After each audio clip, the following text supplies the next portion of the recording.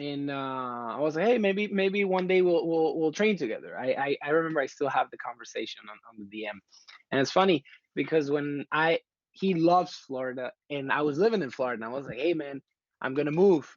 It was in the middle of the winter. He was like, man, you're crazy. Don't come here. It's horrible. And he was sending me videos of his car filled with snow and all that. I was like, man, I hate New York. I want to move out of New York. I want to go to Florida and this and that. And I wanted to move from Florida to New York, and it was super funny. But when I got there, it didn't feel like, okay, he's the superstar that I.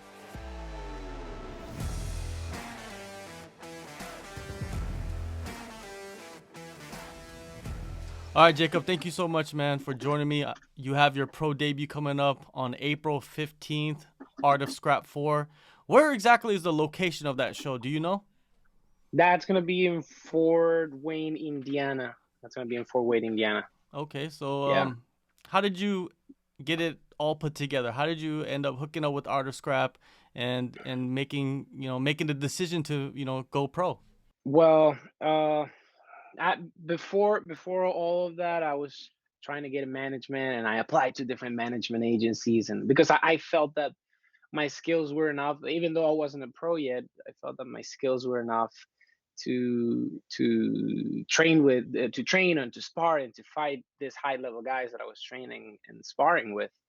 And but no, they were like, oh, you don't have any pro record, you haven't debuted a pro, so well. And I was like, well, then I'm gonna try to get fights on my own. And I was like, no, you need a management for that. And it was like, it was a mess, right? Because coming from a different country, not having connections, and it was a mess. But Upgrade uh took the risk, and they were like, hey, you know what, we're gonna get you in.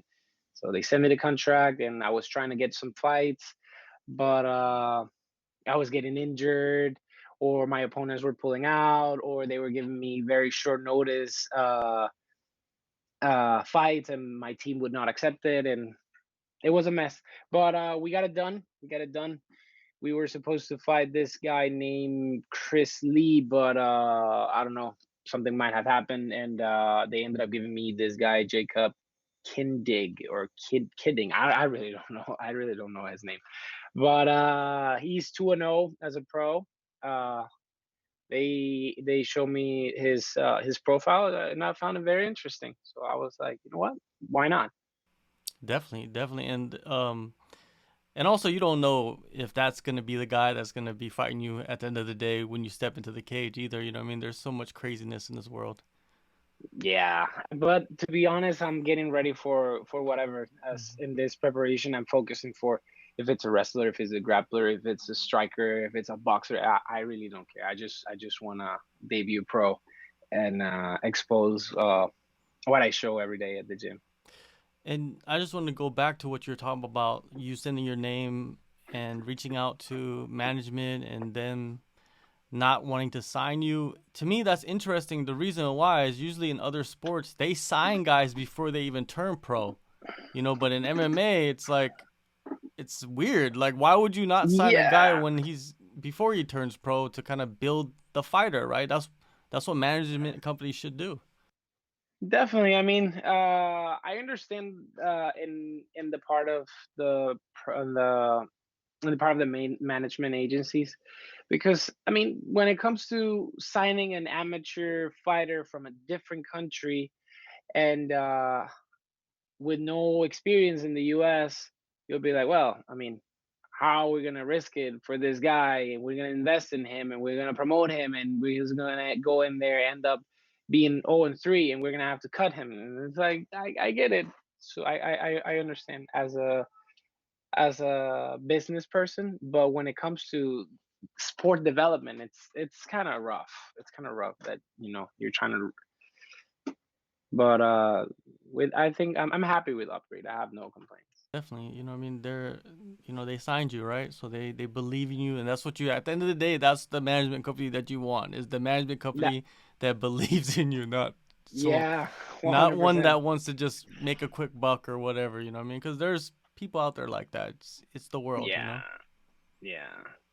So It's part of the sport. Yeah, it is. It is. And let's rewind a little bit and talk about starting out in Panama. You know what I mean? I know that there's a few Panamanian fighters that are at the highest level, but not very known as Yeah. a country for MMA, right? So take us back to when you first started. Well, I started very old. I started when I was 21. I always, to make a long story short, I was always like, uh, I always got kicked out of schools because of fighting, but not because I had like this anger problem or anything. I just didn't like bullies, and I was chasing after the bullies, trying to bully them.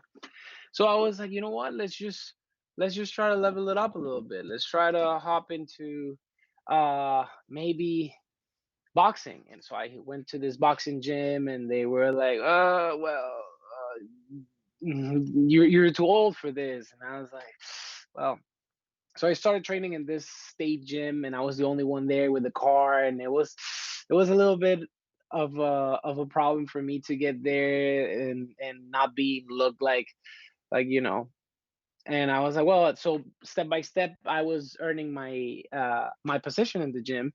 And uh like 7 months in, I got my first fight at the biggest arena in the in my country. And and I got excited. I got excited about that fight.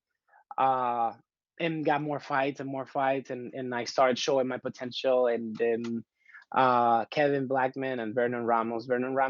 Kevin Blackman is Vernon Ramos' head coach, and Vernon Ramos is before Jocelyn Edwards, because now she's the only Panamanian in the UFC. He was the only Panamanian who actually stepped in the octagon of the UFC. I started watching his fights when I was in Panama. There was this Venetian hotel over there. I used to go there and watch him, and I was like, wow, I want to fight like that, like this guy. This is a brawler. He was all brawling and all that, and I was like, wow, I wanna be like him. And then next thing I know, he's my training partner. We're training together, and he was the biggest name in the whole country, and I was like, wow. And then I keep I was like, well, I want to grow more. So I moved to Florida, and I started training what used to be Hard Knocks. Now it's Sanford. I started training under Henry Hoof, and I was like, I got there, and they were like, well, come tomorrow. We'll check you out. And the next day was a sparring day, and I was like, holy shit. And there was this guys like Mike Chandler, Adam Borix, amazing striker, uh Luke Rockhold, Robbie Lawler, all these animals that I was watching on the TV and the UFC. I was like, wow, these are gonna be my training partners, and I was like, they're gonna walk through me. But I was like, well, you know what? Let's just step in there. And well, I was actually like a fish in the water. I was doing really good. My trainers were really happy with what they were seeing. They were like, "Oh, how many pro fights do you have?" I was like, "Well, I actually started 3 years ago, and I have no pro fights." And and then, well, things started happening with COVID, and I moved to MMA Masters. Uh, I felt really good over there. Really high, really guys with really high level. Uh, but I just felt that I wanted a little more of attention. So I started talking to I made a connection with Shane Burgos, because Shane Burgos is actually my favorite fighter. He goes in there to fight. So I moved to Tiger Schulman's like year and a half ago, something like that. And I'm very happy at this team. They the main the Schulmans always go, even if it's an amateur small exhibition fight. They go, and they support you in the corner, and that's very admirable. That you don't see that too much these days. Your last fight, your last amateur fight was in 2019. So all of this moving stateside and training at Hard Knocks and MMA Masters and Tiger Swim, that all happened after your amateur career. After my amateur career, yes, I had this fight with. I was actually the only first round knockout of the night. Uh, I fought this guy, and I was okay. I'm gonna go there, and when I moved here, I was okay. I'm gonna get a fight. So I got here, and right away I got a fight, and then they switched my opponent. And I was okay, no problem. That happens all the time. And then the guy 2 days before the fight pulls out, and I'm like, and then I got into the moment where I was like, okay, I'm just gonna focus on training, and then COVID hit. Boom. I was going to have a couple of more fights. I was okay. 2020. I'm just gonna focus on trying to get at least a 3-0, 4-0. Couldn't. And then 2021, I was okay. This is my year that we're gonna do it. And then I got a broken rib, and I was like, oh. And then I got another. Then as I was going by, I was being a little inconsistent because I was like losing motivation. I was like, oh my god, like I just a year went by. Now I'm stuck with a broken rib. And then I was going to fight again, and because I wasn't in it, I wasn't consistent. The showmans wouldn't let me fight. And they were like, "Hey, you know what? You haven't been as consistent. We can't let you fight like that." And then things just got stuck, and finally, I got my that fight offer that I was looking for so long. But I guess everything probably. I'm one thing is for sure. My last fight is, I could tell you I've evolved at least at 300% versus my last fight. Even though I got a first round knockout, I would say I've evolved at least at 300%. Feel way better now. Working at Hard Knocks and then MMA Masters, phenomenal coaching, phenomenal training partners. So you learn so much, and you could take like bits and pieces from just like observing and of course sparring and learning techniques. And then you go to Tiger Showman, you got the OG Tiger Showman, you know what I mean, handling everything. And it's good to see that they didn't allow you to fight when you weren't consistent. You know what I mean? Because there's some places they'd be like, "Oh, you want to fight? All right, let's fight." Let's go. Yeah. So they're Yeah. looking out for your well-being. That's good to see. Yes. That's what I'm saying. I'm more than happy in this team. Everybody. It's not like, oh, the UFC guys train here, the Brazilians train here, the British train over there. No, it's like everybody trains with each other, and in order to get, of course, to the pro team, you need to be accepted. It's not like, oh well, you know what, I started yesterday now and I want to train at the pro team. Can't. You need to show you need to earn your spot over there. But once you're in there, you're part of the family. They treat you just like they will treat Shane Burgos, just like they will treat Mancher Kara, just like they will treat Mike Trizano, just like they would treat Jimmy Rivera. We're all a family. There's no preference. Shane Burgos, like you said, how was it though when that's your favorite fighter to watch, and now you experienced it with your the Panamanian fighter Ramos, right? You watched him, you wanted to fight like him, and then you trade with him, and Yeah, then Shane Burgos, same thing, right? You go there, but he's a little bit yeah, younger, right? He's a little bit younger. He's at the top of the mountain, so to say, in the UFC. What was those yeah. experiences? The first couple of weeks of just getting in there and grinding it out with him. Well, I actually, in one of Shane Burgos' fights, I don't remember. I think it was Americani, and I texted him. I was like, "Wow, man, you just walked through the." I DM him. I didn't. We never met face to face. I was like, "Wow, man, you just walked through Americani," and I normal DM, right? And then he answers to the DM. And I was like, "Oh, cool." And I was like, "Hey, maybe one day we'll train together." I remember I still have the conversation on the DM, and it's funny because when I he loves Florida, and I was living in Florida, and I was like, "Hey, man, I'm gonna move."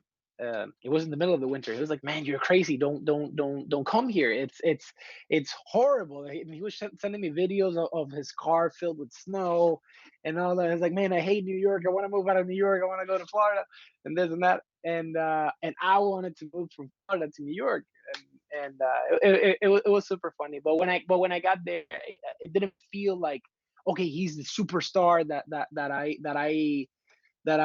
I'm afraid to talk to. Like we connected very cool, as I could say he's my friend now.